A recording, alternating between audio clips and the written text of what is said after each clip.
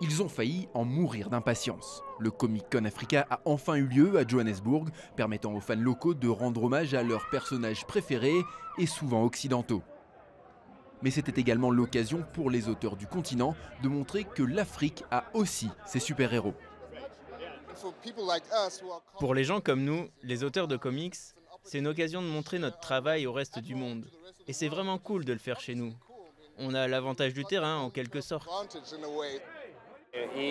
C'est un peu le contraire d'un super-héros classique. Les aventures de Ntate Molefe sont celles d'un justicier des rues, dont la famille a été tuée par un gang à Johannesburg. Un scénario qui fait écho à l'actualité locale après la publication de statistiques montrant que plus de 50 personnes sont assassinées chaque jour en Afrique du Sud, un chiffre équivalent à celui d'un pays en guerre. On a tous grandi en lisant Batman, Superman et les autres. Mais le truc, c'est que nous aussi, on a des histoires à raconter. Et c'est exactement ça que Comic Con Africa nous permet de faire. Montrer notre travail, montrer au monde qu'on est capable de choisir un genre artistique et de donner au public de bonnes histoires de qualité, les publier. Et les gens s'y intéressent.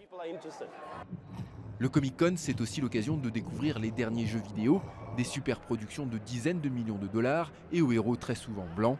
Mais pour le duo de développeurs sud-africains Nyamakop, l'heure de l'Afrique a sonné. Leur jeu de plateforme Semblance vient d'être lancé. C'est le premier produit sur le continent à être distribué sur Nintendo Switch. Quand tu regardes le secteur dans lequel tu as envie de travailler et que tu ne t'y retrouves pas, tu te dis mais peut-être que ce n'est pas ma place, peut-être que je dois devenir rappeur ou quelque chose comme ça.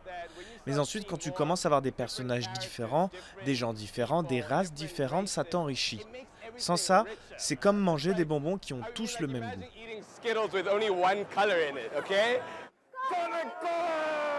L'événement a affiché complet sur tout le week-end avec plus de 50 000 billets vendus. Un succès qui annonce déjà une nouvelle édition du Comic Con Africa l'an prochain et une scène encore plus grande pour les créateurs africains.